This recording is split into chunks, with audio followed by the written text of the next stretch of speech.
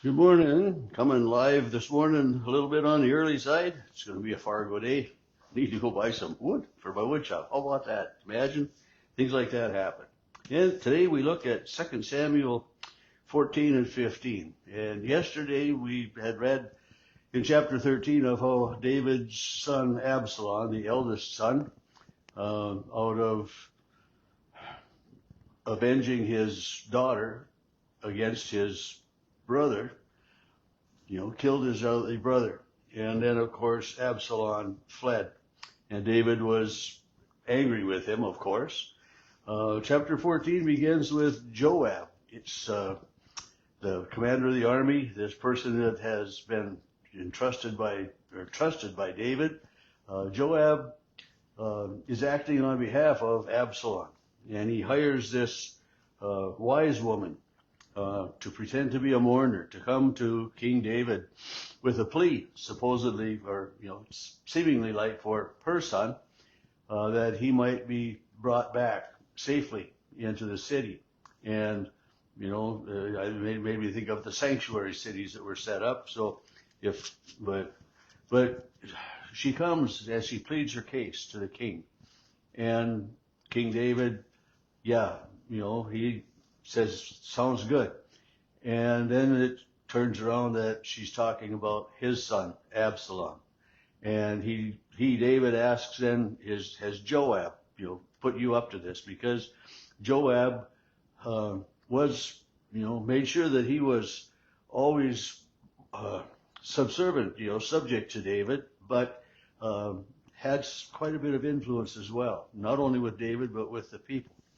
And the woman admits, yes, that Joab had put her up to this plan. And so, the woman has been speaking freely to King David, and she continues to speak freely.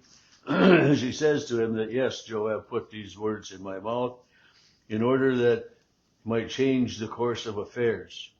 But also then, praises David's wisdom and understanding.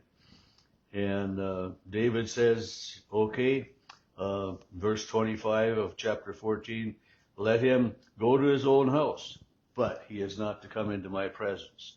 So Absalom is free then to return to Jerusalem, to his house there, but banned from the king's presence. So Absalom returns, and then we hear this glowing description of Absalom as, nobody more beautiful, nobody more handsome. There's not a blemish on it. He's a perfect specimen, and maybe on the outward appearance, but on the inside, he's maybe not quite so pure as everything in looks, because he, after being in Jerusalem for 2 years, he sent a message to Joab, wanting Joab to, intercede for his father, but Joab didn't come. So here we have, he has his people go and set Joab's barley field on fire.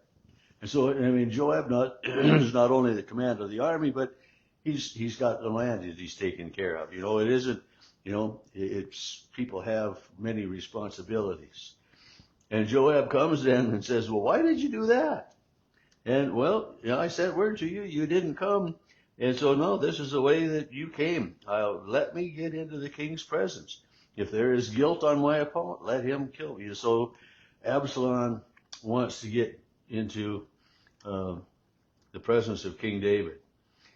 And King David agrees. And Absalom, his son, remember, we got to remember that Absalom is King David's son, comes into his presence, prostrates himself, and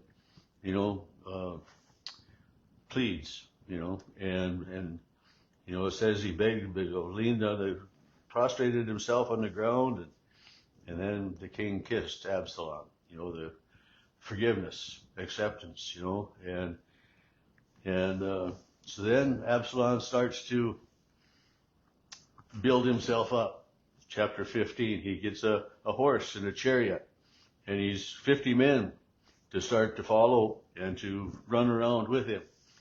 And he sets himself up at the gate of the city so that as people come, he questions them, finds out who they are, what they're doing, and starts to take over some of the responsibilities of the king, and he says, if only I were the judge of the land, then all would come to me and I would give them justice. And so he got to have quite a following by all of this subterfuge that he was doing. And verse 6 of chapter 15 says that Absalom stole the hearts of the people of Israel. And at the end of 4 years, he says to King David, let me go to Hebron and pay the vow that I have made to the Lord. For the Lord, for I, your servant, made a vow, while I was, and so David lets him go, and trusting his son, and we need to remember that, Absalom is the son, the supposed heir to the king, to being the king. But when he goes, he takes a bunch of men with him, and he sends some of them out ahead with orders to, when I get there, have people gather there and greet me with, long live the king. Absalom has become king at Hebron. So he sets himself up as a king in Hebron, in Israel, against his father. And this is not the way it should be, right? Yeah, not the way it should be. But he sets himself up that way. And he's got such a following of people that King David is now fearful for his life, fearing that Absalom, his son, is going to come to Jerusalem with an army and attack. And so David flees. And it's one of those things that, David ran from Saul for so long, and now he's going to run and hide from his son, Absalom. But as he goes, some of his officials go with him. And there's, in verse 19, the king said to Ittai the Gittite, why are you coming with me? This is a foreigner who has got some soldiers and people that are with him that are loyal to King David. And, and David says to them, you don't need to come with, and he says, no, we are going to be loyal to you. And they go with, and so they march along with David's people, and they send for the priests, and Absalom sends for the priests and everything. There's just the coup is taking place, and David runs and hides from his son, and the troubles of the people of Israel. They so much reflect the troubles of people today, and there's still trouble in Israel. We understand that. We know what's been going on between Israel and Iran lately,